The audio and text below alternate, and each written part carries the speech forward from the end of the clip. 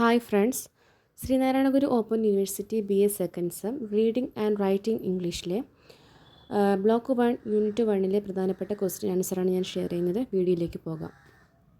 First question, what is reading? Answer, reading is a process of decoding words to understand their meanings. അതായത് വാക്കുകളെ അതിൻ്റെ അർത്ഥം മനസ്സിലാക്കി വായിക്കുന്ന ഒരു പ്രോസസ്സാണ് എന്ത് റീഡിംഗ് എന്ന് പറയുന്നത്. Next question, what is close reading? Close reading എന്നാൽ എന്താണ്? Answer, close reading is a careful and detailed way of reading text to understand it deeper meaning. അതായത് ഓരോ ഭാഗവും, ഓരോ വരികളുടെ, ഓരോ വേർഡ്സിൻ്റെ ഓരോ ഭാഗവും സൂക്ഷ്മമായിട്ട് മനസ്സിലാക്കി വായിക്കുന്നൊരു റീഡിംഗാണ് ക്ലോസ് റീഡിംഗ് എന്ന് പറയുന്നത്.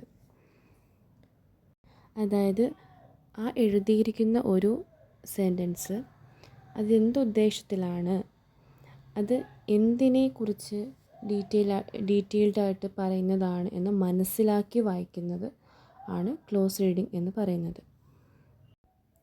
Next question, what is noun? Answer, noun is naming words. It refers to the name of person, places or things. They are called nouns.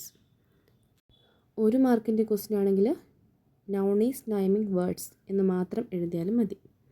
Okay, അതായത് പേരിനെയോ സ്ഥലത്തെയോ ഏതെങ്കിലും സാധനത്തെയോ സൂചിപ്പിക്കുന്ന ഒരു പദമാണ് noun എന്ന് പറയുന്നത്.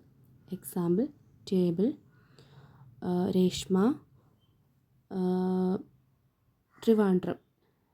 ഇപ്പോൾ സ്ഥലമുണ്ട്, സാധനമുണ്ട്, പിന്നെന്താണ്, പ്ലേസ് ഉണ്ട്, റൈറ്റ്? ഇതാണ് നൗൺ എന്ന് പറയുന്നത്. ഓക്കെ, നൗണിനെ രണ്ടായിട്ട് ക്ലാസിഫൈ ചെയ്തിട്ടുണ്ട്. ഒന്നാമത്തേത് കോൺക്രീറ്റ് നൗൺ എന്നും രണ്ടാമത്തേത് അബ്സ്ട്രാക്റ്റ് നൗൺ എന്നും ക്ലാസിഫൈ ചെയ്തിട്ടുണ്ട്. അപ്പോൾ കോൺക്രീറ്റ് നൗൺ എന്ന് പറഞ്ഞാൽ നമുക്ക് കാണാനോ കേൾക്കാനോ തൊട്ട് അറിയാനോ കഴിയുന്ന പേരുകളെയാണ് കോൺക്രീറ്റ് നൗൺ എന്ന് പറയുന്നത്. എക്സാമ്പിൾ പറയുകയാണെങ്കിൽ കുട്ടി, ടെക്സ്റ്റ് ബുക്ക്, സ്കൂള്, അഡ്രസ്സ്, ഇതൊക്കെ നമുക്ക് കോൺക്രീറ്റ് നൗണിൽ ഉൾപ്പെടുത്താവുന്നതാണ്. അടുത്തതാണ് അബ്സ്ട്രാക്റ്റ് നൗൺ. അബ്സ്ട്രാക്റ്റ് നൗൺ എന്ന് പറയുമ്പോൾ നമുക്ക് ഫീൽ ചെയ്യുന്ന കാര്യങ്ങൾ, മീൻസ് തൊടാനോ കേൾക്കാനോ കാണാനോ ഒന്നും കഴിയില്ല, ഫീൽ ചെയ്യുന്ന കാര്യങ്ങളെയാണ് നമ്മൾ അബ്സ്ട്രാക്റ്റ് നൗൺ എന്ന് പറയുന്നത്.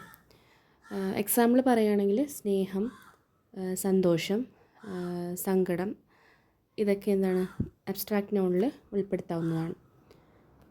വീഡിയോ ഇഷ്ടമായ ലൈക്ക് ചെയ്യുക, ഷെയർ ചെയ്യുക, സബ്സ്ക്രൈബ് ചെയ്യുക. Thank you all.